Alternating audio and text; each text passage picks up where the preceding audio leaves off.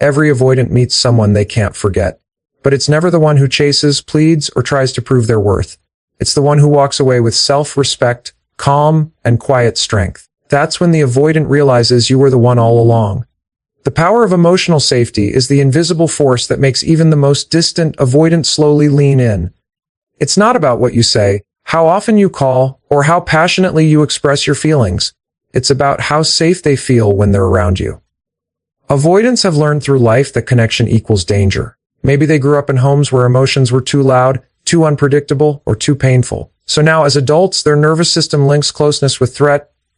That's why when you come in with high emotion, constant reassurance, or a need for validation, they unconsciously pull away. It's not rejection, it's self-protection. The truth is, the more you try to prove your love, the more unsafe it feels to them.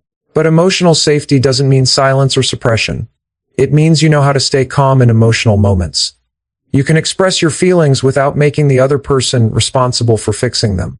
When you can say, I felt hurt, but I'm okay, instead of, you made me feel like this, you're teaching their nervous system that connection doesn't have to mean chaos. You're showing them something they may have never experienced before. A love that doesn't demand, doesn't rush, doesn't overwhelm. When you stop making your peace dependent on their response, everything shifts. You no longer vibrate with the anxiety of needing them to see you, to choose you, to validate you. You become centered. You start to embody the calm energy that avoidants crave, but rarely find. Because what they truly want isn't intensity, it's stability. They want to know that they can come closer without being engulfed, that they can be loved without being trapped. The irony is, the moment you stop chasing and start grounding, that's when they begin to trust you. They sense that your love isn't going to drown them. They realize they can exhale around you. And when someone feels safe to breathe near you, that's when the connection deepens. It's not grand gestures that win an avoidant's heart. It's the quiet confidence of someone who doesn't need to control the outcome. So, if you want an avoidant to see you as the one, stop trying to prove your love. Instead, be the calm they never knew they needed. Create an emotional environment where peace is louder than pressure, and watch how slowly, without force, they begin to let their guard down. Not because you chased them, but because they finally felt safe enough to stay. There comes a moment when you finally get tired of chasing. You realize that no matter how much love you pour out, no matter how many times you explain, plead, or prove your worth, the avoidant only pulls further away. It's not that they don't care. It's that your energy feels like pressure to them. They sense the need beneath your affection, and because need has always felt unsafe, they run. The turning point comes when you stop trying to make them see you and instead start seeing yourself. That's when everything changes. When you shift from chasing to being centered. Chasing is rooted in fear, fear of being forgotten, fear of losing connection, fear that you weren't enough to stay. But being centered is different. It's calm, grounded, and self-assured. You move from trying to get love to simply being love. You no longer react to their silence with panic. Instead, you respond with presence. You start to realize that the most powerful statement you can make is your stillness, your refusal to beg for something that should flow naturally. Avoidants are drawn to this shift more than they'll ever admit. They feel it in your energy when you stop clinging and start breathing again. They sense that your self-worth no longer depends on their response. When you stop chasing, you stop feeding the dynamic that keeps both of you trapped. You give them the space to feel safe, and you give yourself the space to remember who you are beyond the connection. You become magnetic not because you're performing calmness, but because you've genuinely found it. This kind of calm confidence is rare. It tells them you can stand on your own 2 feet. It says, I want you, but I don't need you to complete me. That's the energy avoidants find irresistible. They don't trust intensity, they trust stability. They don't fall for desperation, they fall for quiet assurance. When you embody peace, they finally start to see the difference between love and control.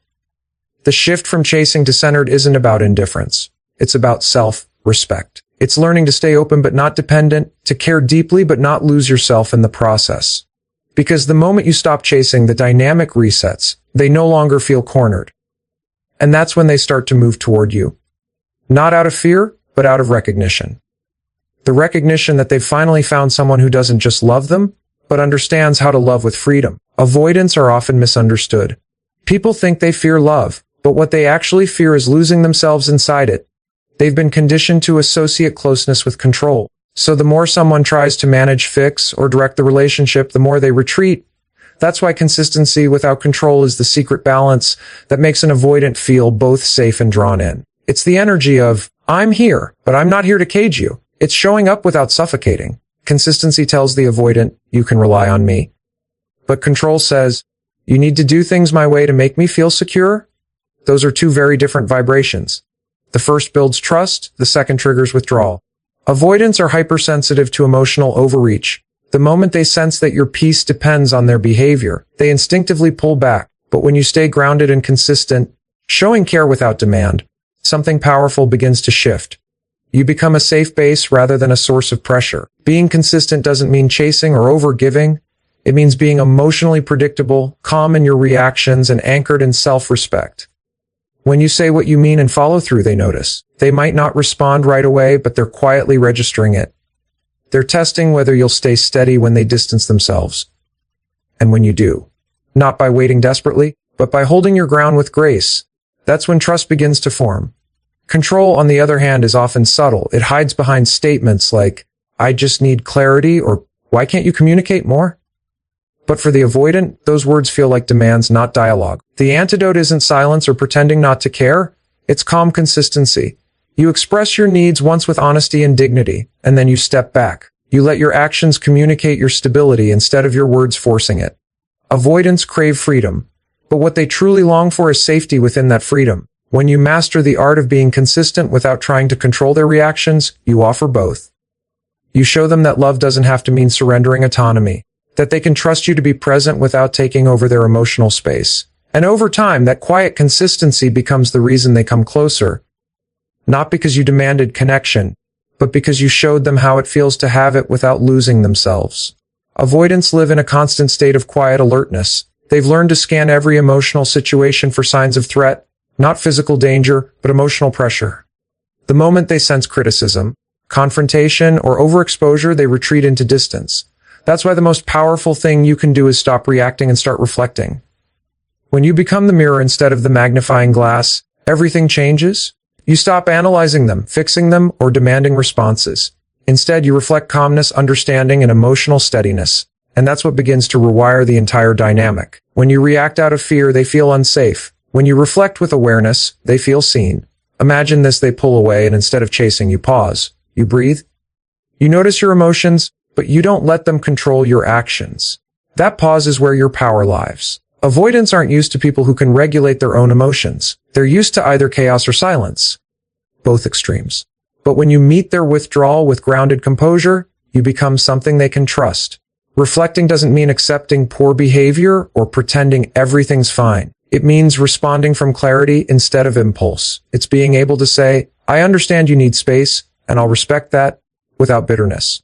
That kind of emotional maturity hits different.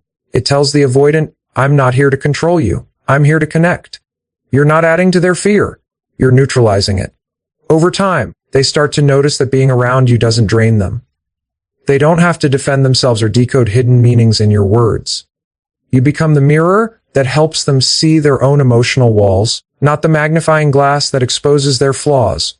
This reflection invites them to feel safe enough to look inward, something they rarely do because they've always felt judged or cornered. The beauty of being reflective instead of reactive is that it shifts the entire relationship dynamic. You no longer live in emotional tug of war. You live in awareness. You stop trying to make them respond and instead focus on your own energy, your tone, your timing, your truth. And when you do that, they feel something they haven't felt in a long time: peace. That peace becomes the bridge back to connection. Because when someone feels safe in your presence, they stop running. Not because you convinced them to stay, but because your calm gave them permission to. One of the hardest lessons to learn when loving an avoidant is that you can't make them see your worth until you truly see it yourself. It's easy to fall into the trap of proving your value. By over-giving, over-explaining, or constantly being available, hoping they'll finally recognize your effort.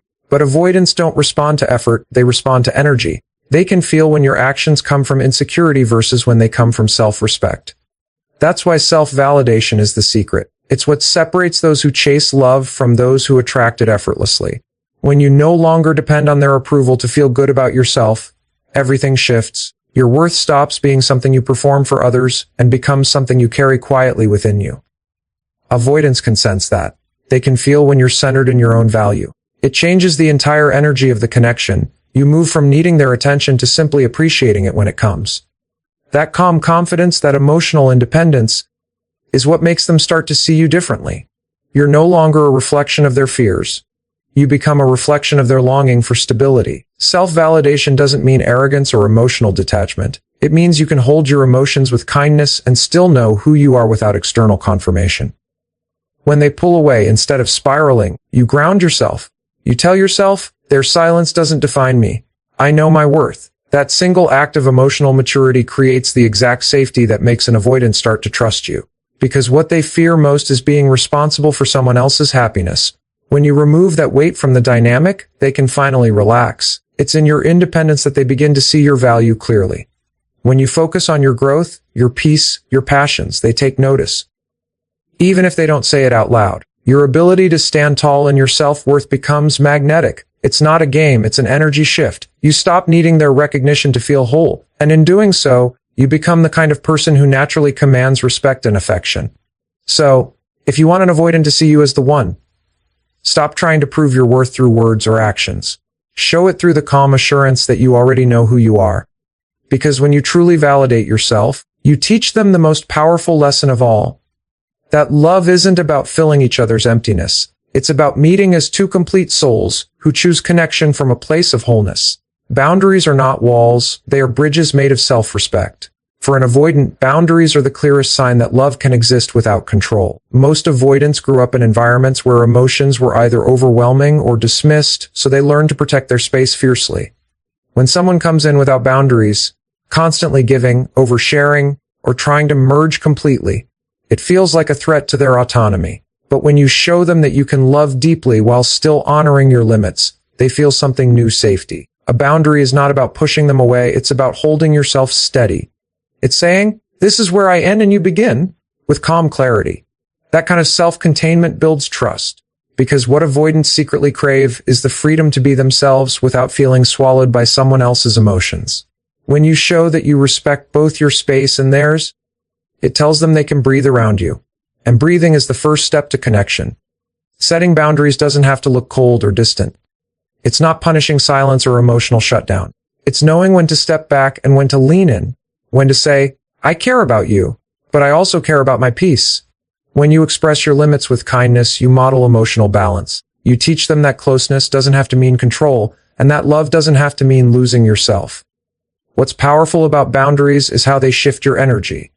Suddenly, you stop overextending. You stop waiting by your phone, reading into every silence. You no longer chase validation because you're too busy protecting your emotional well-being. That stability becomes magnetic. Avoidants, who are used to intensity and unpredictability, begin to notice how different you feel. You're calm. You're clear. You're consistent. And that consistency feels like safety to them. Not because you're perfect, but because you're grounded. Over time, your boundaries become the quiet message that says, you can come close, and I won't lose myself. You can take space, and I'll still be okay. That's when they start to relax. They begin to understand that connection doesn't have to feel like entrapment. It can feel like freedom with security. So, if you want to reach an avoidant's heart, stop proving your love through self-sacrifice. Love them with boundaries. Love them in a way that honors both of you. Because when your love has structure, it becomes the safest place they've ever known. Not a cage, but a calm space where both of you can finally breathe. Silence has a language of its own, and for an avoidant it speaks louder than words ever could. When you stop over-explaining, stop chasing, and stop trying to convince them of your worth, something powerful begins to happen. The noise quiets, and in that silence they finally start to feel your absence. Avoidants aren't moved by pressure, they're moved by peace. Your stillness, your calm detachment, your decision to stop engaging in emotional tug-of-war, that's when they begin to reflect. That's when they start to realize what they had and what they lost. The truth is, avoidants don't respond well to confrontation or constant reassurance. Those things make them feel cornered. But when you withdraw with dignity, when you stop trying to fix or force the connection, it unsettles them in a way that arguments never could. Your silence becomes the mirror they can't escape. For the first time, they have to face their own avoidance without you filling the gaps. And that's when their inner dialogue begins, not when you speak, but when you stop. Silence isn't manipulation, it's emotional discipline. It's the space where you stop trying to control outcomes and start trusting yourself. When you stop chasing their responses, you shift the focus inward. You begin to heal the parts of you that once equated silence with rejection. You learn that quiet doesn't always mean disconnection. Sometimes it means power. Your silence says, I respect myself enough not to beg for attention. It says, I'm not punishing you, I'm protecting my peace. Avoidants who are used to others chasing them or reacting emotionally notice this change immediately. They may not admit it, but your silence challenges their usual pattern. It forces them to sit with the very emotions they've been running from: guilt, longing, curiosity, even admiration. They begin to see your strength not in your words, but in your restraint. And that shift often creates the space for them to finally reflect on their own behavior. The beauty of silence is that it speaks from confidence, not fear. It's the energy of someone who no longer needs validation to feel secure. You're not closing the door, you're simply refusing to keep knocking on one that's not open. And in doing so, you create an emotional contrast. They feel the difference between the peace of your presence and the emptiness of your absence. Because sometimes the most powerful thing you can say is nothing at all. Growth that happens in your absence carries a power that words can't describe. When you finally step back from the avoidant, not out of anger, but from acceptance, you shift the entire dynamic. You stop trying to be understood and start understanding yourself. This is the moment where real transformation begins. Avoidants notice everything even when they pretend not to. They may seem detached, but they are highly observant. When you walk away quietly and focus on your healing, they see it. They feel the energetic shift. They notice that the person who once reached out, explained, and tried to fix everything has gone silent. Not cold, but calm. And that calmness unsettles them in ways chaos never could. When you stop chasing and start growing, you create contrast. You move from emotional need to emotional independence. Your focus shifts inward, into your peace, your goals, your boundaries, your self-worth. You begin to pour your energy into things that give you life instead of things that drain you. And as you evolve, the dynamic begins to reverse. The same silence that once made you anxious now becomes your sanctuary. The same distance that once felt unbearable now becomes your teacher. Because it's in that space, in that separation, that you discover who you really are when you're no longer seeking validation from someone else. Avoidants deep down are not indifferent. They avoid emotional pain, but they're still human. They remember your consistency, your warmth, your effort. But they notice something new: your peace. They start to wonder how you manage to detach without bitterness. They think about you when they see you thriving, not performing. It's not about posting or proving. It's about the quiet confidence that naturally radiates when you're aligned with yourself. That energy doesn't need to announce itself. It's felt. And that's what makes them curious again. Your growth also breaks their old pattern. Avoidants are used to relationships that revolve around pursuit and withdrawal. But when you step out of that loop, you show them a version of love they haven't seen before.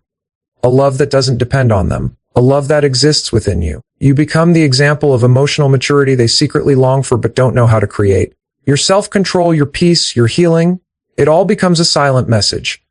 I loved you, but I love me too. And here's the beautiful irony. It's usually when you no longer need them that they finally start to see your worth clearly. Because they can't feel your energy being poured into them anymore. They can't sense your emotional dependence. What they feel instead is your strength, your distance, your quiet evolution. And that shift wakes them up. It makes them reflect not out of guilt, but out of realization. They see what genuine love looks like. Love that doesn't beg. Love that doesn't chase. Love that simply is. So while you grow in your silence, remember this: your absence can speak more truth than your presence ever did. Keep healing, keep rising, keep expanding. Because the moment you stop waiting for them to notice is the very moment they begin to. Authenticity is the quiet magnet that pulls an avoidant closer without effort. It's not about trying to say the perfect thing or showing only your strongest side. It's about showing up as your real self, grounded and emotionally honest. Avoidants are incredibly perceptive. They can sense pretense, emotional manipulation, or any attempt to control through vulnerability. What they rarely experience, though, is genuine truth. Truth that doesn't demand, truth that doesn't blame, truth that simply is. When you reach that level of authenticity, everything changes. So many people think love means proving their devotion through constant reassurance or dramatic gestures. But to an avoidant, that feels like noise. What they crave is sincerity, words and actions that feel calm, steady, and real. When you speak from a place of truth rather than emotion, you disarm their defenses. You show them that you can be open without trying to change them. And that's what builds trust. You stop performing for connection, and you start connecting from presence. Authenticity also means showing your vulnerability responsibly. It's not about oversharing or making someone else responsible for how you feel. It's about expressing, this is what's true for me, With calm confidence, you can say, "I care about you," or "That hurt me," without making it a demand. This kind of truth doesn't push them away, it invites them in. It shows emotional maturity, a sense of balance that lets them feel safe instead of suffocated. When you drop the performance and stop trying to be the perfect partner, you give the avoidant something rare. Emotional safety through honesty. You teach them that love doesn't have to be dramatic or controlling. You show them that honesty and peace can coexist. And over time, they begin to see you not just as someone who wants them, but as someone who understands them. They start to lower their guard because your authenticity doesn't trigger their fear. It soothes it. Avoidants fall for what feels real. When your words align with your actions, when your calm matches your confidence, they start to feel that you're different. Not because you're trying to impress them, but because your energy is genuine. They can sense that your love comes from strength, not insecurity. And that difference, that quiet, grounded truth, is what makes them see you as the one. So let go of the urge to perform, prove, or persuade. Speak your truth softly, live it fully, and let your energy do the rest. Because when love is honest, calm, and free from pretense, even the most guarded hearts start to open. Not because you demanded it, but because your authenticity made them feel safe enough to.